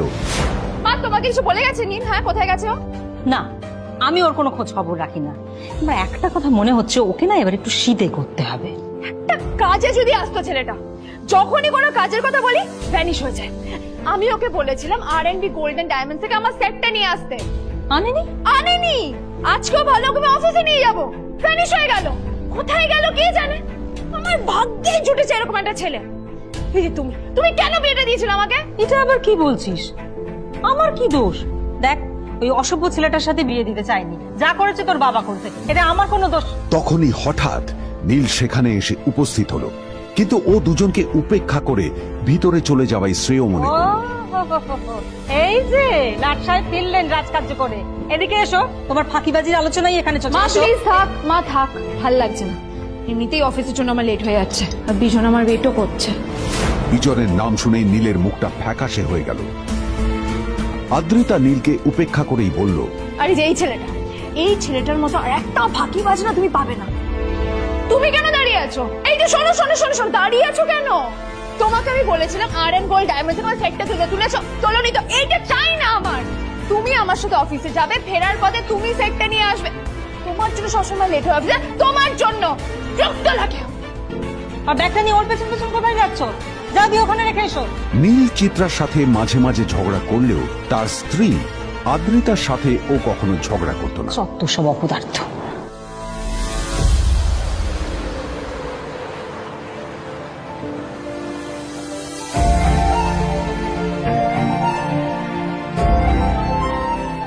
কিছুক্ষণের মধ্যেই তারা আদ্রিতার অফিসে পৌঁছে গেল। আদ্রিতা গাড়ি থেকে নামতে নামতে দেখলো যে তার কাছে অনেকগুলো ফাইল আছে। নীলের দিকে তাকিয়ে ওকেই ফাইলগুলো নিয়ে ভেতরে আসতে বলল। চলো, হা করে দাঁড়িয়ে আছো কেন? ফাইলগুলো নিয়ে ভেতরে এসো।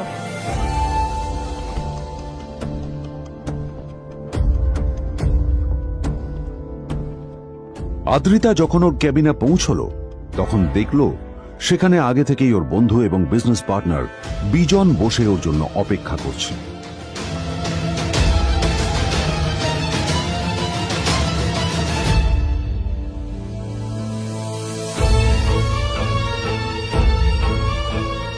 কোথায় ছিলে বলো? আমি 1 ঘন্টা ধরে তোমার জন্য এখানে ওয়েট করছি। এই লোকটার কি কোনো কাজকর্ম নেই? 1 ঘন্টা ধরে বসে আমার স্ত্রী আদ্রিতার জন্য অপেক্ষা করছে। সরি বিজন, আমি খুবই দুঃখিত যে বাড়ির কিছু লোকের জন্য না আমার সবসময় লেট হয়ে যায়। আদ্রিতার কথা শোনার পর বিজনের 1 ঘন্টা অপেক্ষা করার অভিযোগ 1 মুহূর্তের মধ্যে মিলিয়ে গিয়েছিল। কি হলো? হাসছো কেন? লটারি পেলে নাকি? লটারি? হ্যাঁ, তুমি আসা মানে আমার কাছে লটারির থেকেও বেশি দাম। তবে তার থেকে কিঞ্চিত কম দামি একটা গিফট আমি তোমার জন্য এনেছি।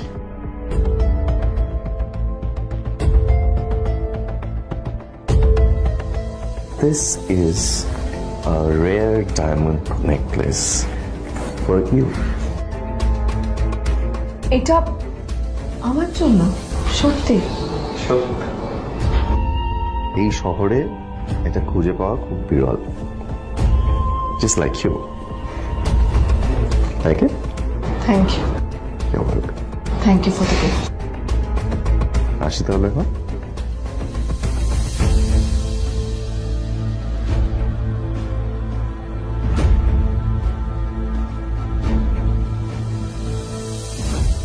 আদ্রিতা, আমি আজ পর্যন্ত তোমাকে কোনো রকম উপদেশ দিইনি, কিন্তু আজ আমি তোমাকে বলতে বাধ্য হচ্ছি। এই যে এই লোকটা তোমাকে শুধুমাত্র ইমপ্রেস করার জন্য একটা নকল সস্তার হীরের গয়না দিয়ে গেছে। এরকম একটা লোকের সাথে তোমার মেশা উচিত না। ভবিষ্যতে কিন্তু তুমি বিপদে পড়বে। আদ্রিতা, আমি তোমাকে কথা দিচ্ছি, আমি তোমার জন্য আসল রেয়ার একটা হীরের গয়না এনে দেবো, এর চেয়েও দামি, এর চেয়ে অনেক অনেক বেশি দামি। তার জন্য আমাকে যাই করতে হোক না কেন, আমি তোমাকে একদিন ঠিক এনে দেবো তোমাকে। তাদের বিয়ে হয়েছে 2.5 বছর। এর মধ্যে প্রথমবার তার মনে হলো নীল তার জন্য লড়াই করছে। নীলের এই রূপটা দেখে আদ্রিতা চমকে গেল। আজ প্রথমবারের মতো আদ্রিতার মনে প্রশ্ন এলো, নীলকে নিজের থেকে দূরে সরিয়ে রেখে আমি কি কোনো ভুল করছি? না না, এটা আমি কি ভাবছি? বিজন আমার বিজনেস পার্টনার, ও আমাদের মেইন ইনভেস্টর। নীলের এই অ্যাকশনের কারণে বিজন আমার কোম্পানি থেকে ব্যাক আউট করে গেলে কি হবে? না না না না না, নীলের জন্য আমি আমার এত বছরের পরিশ্রমকে জলে দিতে পারি না। আমার নীলকে নয়, আমার বিজনকে প্রয়োজন। এইসব ভাবতে ভাবতে আদ্রিতার নীলের ওপর রাগ হতে শুরু করে। আদ্রিতার রাগ তখন চরমে উঠে যায়। আজ প্রথমবার নীল আদ্রিতার সাথে খারাপ ব্যবহার করেছে। How dare you! তোমার এত বড় সাহস! হ্যাঁ, তোমাকে কে অধিকার দেয় বলো তো যে তুমি আমারই অফিসে দাঁড়িয়ে আমাকেই এতগুলো উল্টোপাল্টা কথা তুমি শোনালে? তোমাকে এখানে আনাই আমার ভুল হয়েছে, সবচেয়ে বড় ভুল হয়েছে। এবার চুপচাপ এখান থেকে বেরিয়ে যাও, right now. Get out! Neel আদ্রিতার এই কথার কোনো উত্তর দিল না। নীল জানতো যে ও যতই কথা বাড়াবে আদ্রিতা ততই বেশি রেগে যাবে। আদ্রিতা যেন তেন ভাবে নিজের রাগ চেপে ব্যাপারটা ওখানেই শেষ করার চেষ্টা করলো, কিন্তু ও তো জানতো না যে ব্যাপারটা তখন সবে শুরু হয়েছে। কি হলো, শুনতে পাচ্ছিস না? কালা নাকি? আমারই সামনে দাঁড়িয়ে আমার কেনা গিফট নিয়ে তুই মজা করলি? কত বড় সাহস রে তোর! নিজেকে তো বিক্রি করে দিলে ওরকম একটা ডায়মন্ড নেকলেস তুই কিনতে পারবি। তোর এই গরিবের পারফিউম, সস্তা শার্ট, পায়ে একটা ফাটা চপ্পল নিয়ে নিজেকে বড় হিরো মনে করছিস? তোর নিজের কত দাম সেটা তোর নিজের জানা উচিত। Zero, big zero. সালা খরচা মাই চল।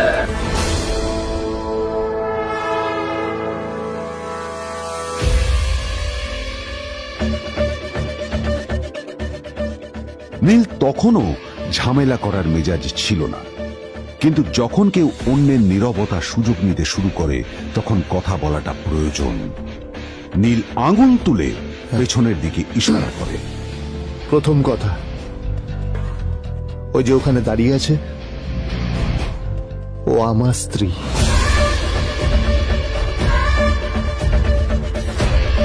তাই আমার স্ত্রীকে তোমার নেকলেস দেওয়ার কোনো অধিকার নেই। ওকে যদি নেকলেস দিতে হয় তাহলে আমি দেব। তাই এসব ফ্রডগিরি বন্ধ করো। আর দ্বিতীয় কথা, যার পকেটে পয়সা নেই ঝনঝন আওয়াজ করা তার মানায় না।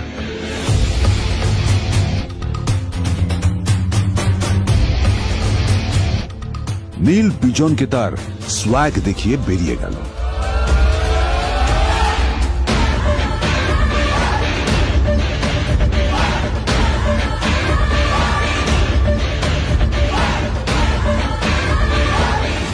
আদ্রিতার রাগে গজগজ করছিল। ওর জ্বলন্ত চোখের সামনে শুধু নীলের মুখটা ভেসে উঠছিল। ও যতই নীলের কথা ভাবছিল ততই ওর রাগ বেড়ে যাচ্ছিল।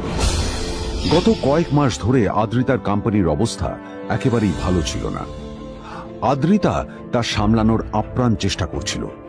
কি যে করবেও সেইটাই বুঝে উঠতে পারছিল না। তারপর বিজনের সাথে ওর দেখা হলো, আর তখনই বিজনের সাথে ওর বন্ধুত্ব হলো। বিজন একটা খুব বড় পরিবারের সদস্য। আজ বিজন শুধুমাত্র আদ্রিতার কোম্পানির একজন বিজনেস পার্টনারই নয়, সাথে বড় ইনভেস্টরও। আর শুধুমাত্র বিজনের কারণেই আদ্রিতার কোম্পানি এখনো চলছে। এই কোম্পানির সমস্ত লস বিজনই বহন করে এবং আদ্রিতারও ওকে তাই খুব প্রয়োজন। বিজনের সাথে বন্ধুত্ব করা আদ্রিতার পক্ষে সহজ কাজ ছিল না। অনেক কাঠখড় পুড়িয়ে আদ্রিতা ওর কাছাকাছি এসেছিল। সবকিছু ঠিকঠাকই চলছিল, সবকিছুই আদ্রিতার প্ল্যান অনুযায়ী হচ্ছিল, কিন্তু নীল আজ এসে সবকিছু নষ্ট করে দিল। কি দরকার ছিল বুঝতে পারছি না। কি দরকার ছিল নীলের বিজনকে এতগুলো কথা শোনানোর?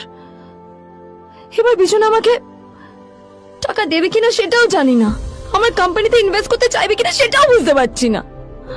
কি করব?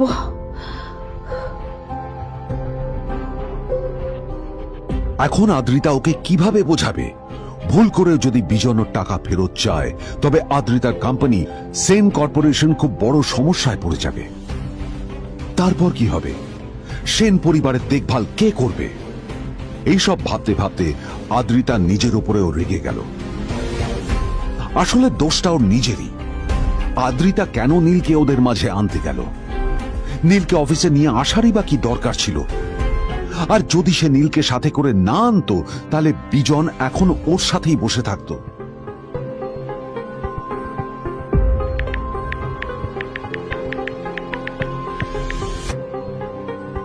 প্যামেলা, আমি মিটিংয়ে বেরোবো, আমার চেঞ্জটা একটু নিয়ে এসো প্লিজ। Thank you.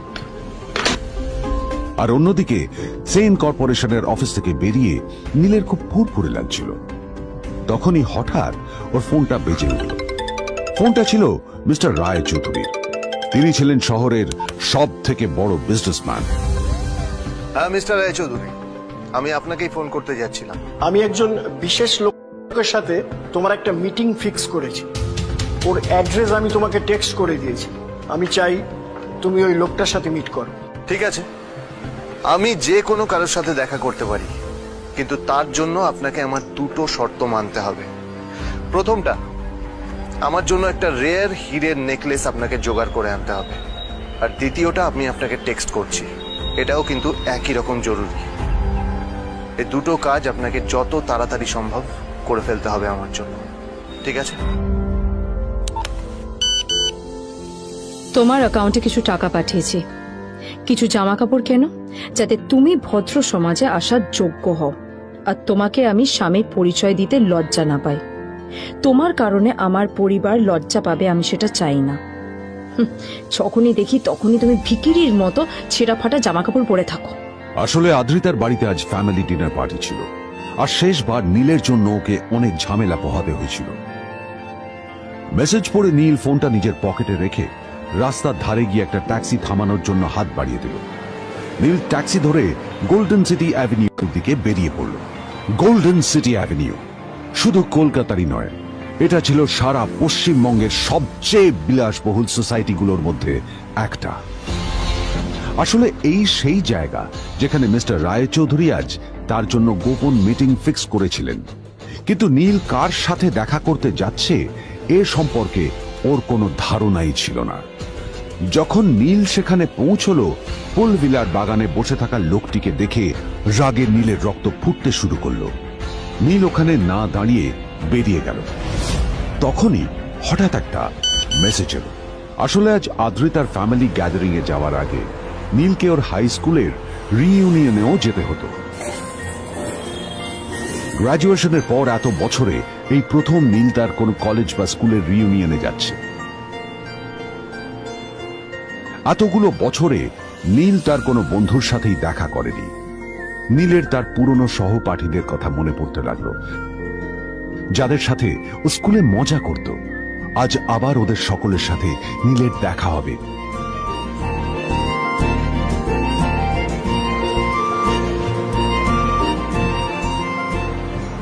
আর এই সব কিছু ভেবেই নীল এক্সাইটেড হয়ে যাচ্ছে। আসলে সোহিনীকে নীল তার স্কুল টাইমে পছন্দ করত।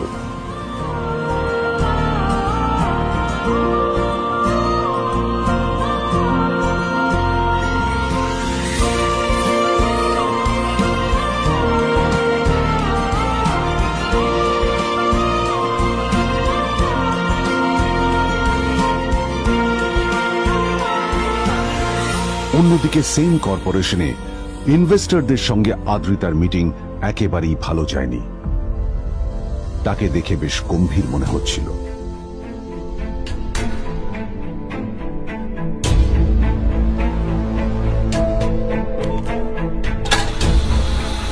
ভাই পৃথিবীতে এমন লোক আছে, কি দেমাগ দেখলি? হ্যাঁ, কাজকর্ম তো কিছু করার নেই, আর কিছু করেও না। হ্যাঁ, শুধু চলে এসছে আমাদের ম্যাডামকে রাখাতে। এই 1 বছরে না কিচ্ছু বদলায়নি। আরে আমি তো ভেবেছিলাম যে এর সাথে ম্যাডামের আর কোনো সম্পর্কই নেই, কিন্তু না, এখন যা দেখছি উল্টে ম্যাডামের মাথায় উঠে নাচছে।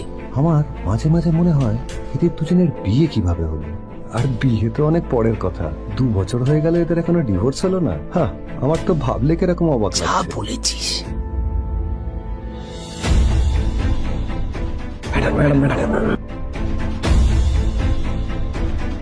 অফিসে চলতে থাকা এইসব কথা শুনে আদ্রিতার আরো রাগ হলো। আদ্রিতা ক্যাবিনে যাওয়ার পরে রাগকে নিয়ন্ত্রণ করা ওর পক্ষে আরো কঠিন হয়ে গেল। ও তখন বুঝতেই পারছিল না যে ওর রাগ কিভাবে নিয়ন্ত্রণ করবে। আদ্রিতা এটাও ভাবছিল যে নীলের জন্য ওকে আর কত অপমানিত হতে হবে। এসব ভাবতে ভাবতেই আদ্রিতার চোখ গেল ওর বাবার ছবিটার দিকে।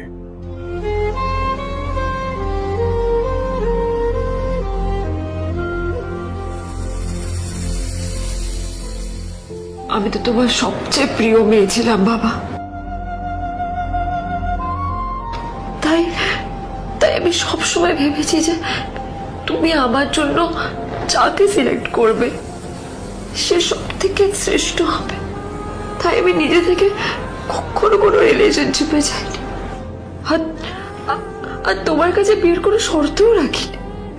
কিন্তু কিন্তু তুমি না আমার সাথে কি করলে? এই গাধাটার সাথে আমাকে বিয়ে দিলে। আমার জীবনটা নষ্ট হয়ে গেল, শেষ হয়ে গেল।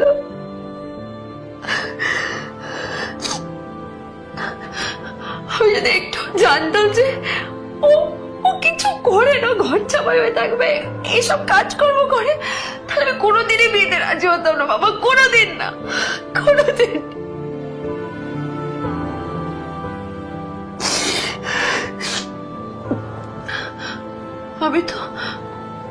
আমি তো সবসময় ভাবতাম যে বাবা মারা তাদের সন্তানের ভালো চায়, কল্যাণ চায়, তাদের জন্য চিন্তা করে। কিন্তু বাবা, তুমি আমার জন্য একটু চিন্তা করোনি। তুমি শুধু তোমার শেষ কর্তব্যটুকু করতে চেয়েছিলে, শেষ ইচ্ছাটুকু রাখতে চেয়েছিলে, পালন করা হয়ে গেছে, আর আমাদের তুমি ছেড়ে চলে গেলে। তুমি আমাকে ছেড়ে চলে গেলে। অন্যদিকে নীল রিউনিয়ন পার্টির জন্য হোটেল প্রাইম স্টারের দিকে রওনা হলো। হোটেল প্রাইম স্টার ছিল শহরের সবচেয়ে দামি হোটেল। ওখানে শহরের সব বড় লোকেরা যাতায়াত করত। নীল যখনই তার পুরনো বাইকটা নিয়ে ওখানে পৌঁছলো, ওর পুরনো জামা কাপড়, পুরনো বাইক আর ওর পায়ে ছেঁড়া চপ্পল দেখে সিকিউরিটি গার্ড ওকে গেটের বাইরেই আটকে দিল। কোথায় যাচ্ছিস শালা ভিখিরি? না না দাদা, আপনি আমাকে ভুল বুঝছেন। আসলে আমাকে ইনভাইট করা হয়েছে, আমি এই হোটেলেই এসেছি। শালা মিথ্যে কথা বলার জায়গা পাস না? হ্যাঁ, মিথ্যে কথা বলার আগে নিজের চেহারাটা তো দেখতিস। এটা একটা প্রাইম হোটেল, বুঝেছিস? এখানে সব শহরের বড় বড় লোকেরা তাদের বড় বড় গাড়ি নিয়ে আসে। শালা তোর মতো একটা ভিখিরি একটা ফ্যাট প্যাটে আওয়াজ বের করা বাইক নিয়ে চলে এসেছিস, আর আমি তোকে ঢুকতে দেবো না? দাদা, আমাকে ইনভাইট করা হয়েছে। আমাকে শুনুন, চল আমাকে একবার ঢুকতে দিন আমাকে। নীল পড়ে যেতেই একটা দামি গাড়ি ওখানে এসে দাঁড়ালো। এই গাড়িটি আর অন্য কারো নয়, হোটেল প্রাইমের মালিক মিস্টার খান্নার ছিল। কি হচ্ছে কি এটা? হোটেলের গেটের সামনে এসব এসব ক্যাশ চলছে এখানে? হোটেলের বদনাম হবে না এতে? স্যার দেখুন না, এই যে ভিখিরিটা হোটেলে ঢুকতে যাচ্ছে, আমি বারণ করছি, শুনছে না স্যার? Shut up! আপনি কি করতে আছেন? কে কি হচ্ছে দেখি দেখি কে? মিস্টার খান্না তার চশমা খুলে নীলের দিকে দেখলেন, আর ওনার মুখটা হাঁ হয়ে গেল।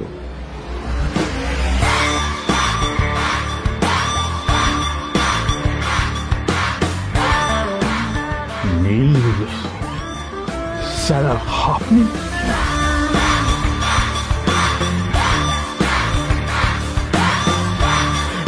Extremely sorry sir sir sir আপনি একটা ইনফর্ম করেননি কেন আমাকে?